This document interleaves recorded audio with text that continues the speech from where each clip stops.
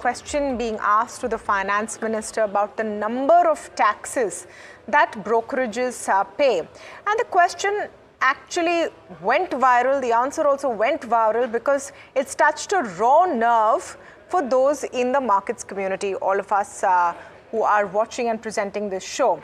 The reason is the number of taxes and transaction costs which go along with any trade on Indian equity markets. And I'll just pull those up for you, the kind of charges you pay. So you have, of course, a transaction cost which you first pay the broker. That's the broker commission which comes in.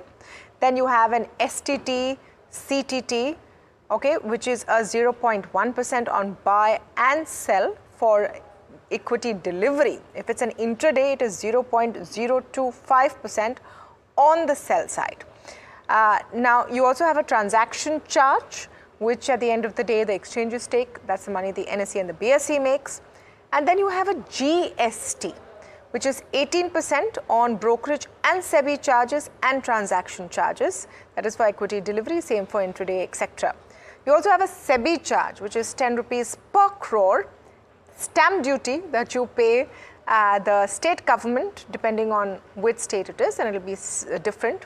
And then you have a capital gains tax, which is a short-term and a long-term capital gains tax. Now, this really is at the core of the issue and why perhaps you've seen this video go viral. Deena Mehta is joining us now to speak about this. She's a managing director at Asset Mehta.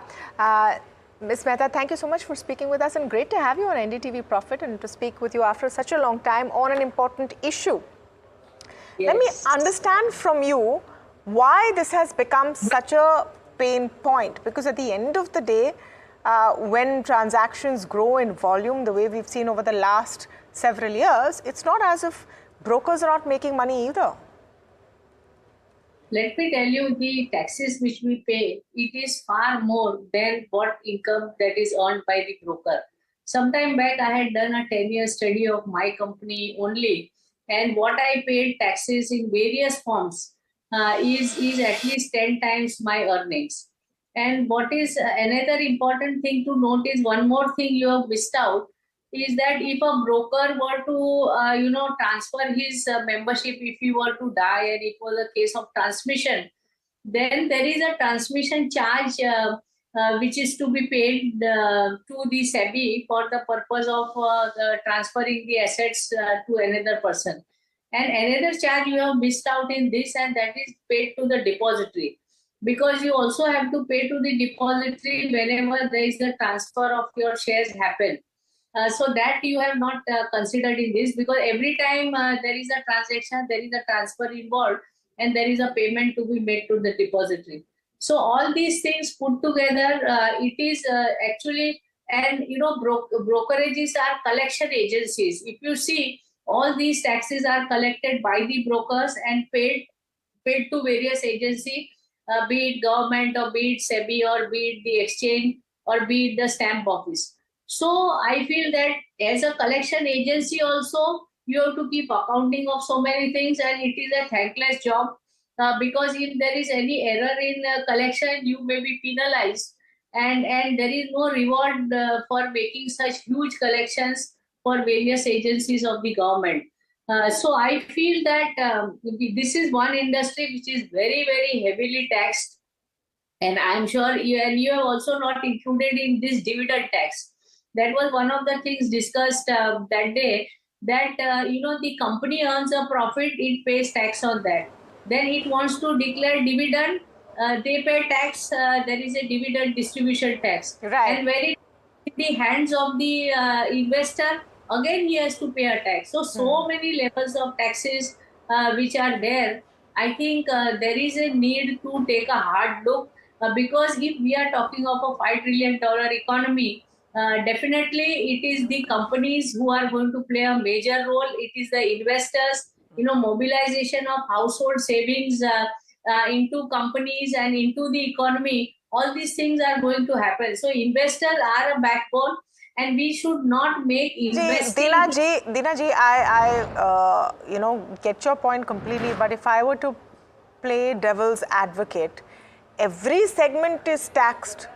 then your salary holders will say we are taxed even further.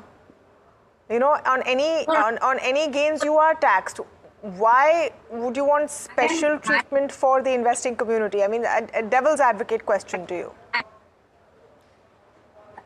I am stopping at having investments in financial markets. I am once I have invested in financial as a citizen, I am same as any other citizen who is a salaried citizen. But selecting this class of asset, that it is equities, and if you select this class of asset and you invest through the broking business, through the secondary market or primary market, then the number of taxes which are there are not there in investment in any other class of assets. If you buy a house, all that you pay is a stamp duty for the purpose of transferring the house. The number of taxes which are levied over here, I think over the period have just got added, and especially if you see STT, I was one of the persons in the front line when Mr. Chidambaram put STT, and at that point of time, STT tax was given as a rebate. But over a period of time, it has become an expense. So the extra taxes being charged, the mode it is being charged, and how it is treated for taxation purpose, all these have become harsher and harsher over a period of time. So all I am saying, to compare other asset, this is a very unfair treatment being meted to equity investments as a class of asset. I'm sure this voice has been heard with the kind of response to that one question that was asked. Thank you so much, Deena Mehta, for speaking with us today. Looking at the kind of interest coming in equity markets, there's no real trigger or reason for any one in power or in government to change that, because people are still investing no matter what. But thank you, Deena Mehta, for speaking with us. Let's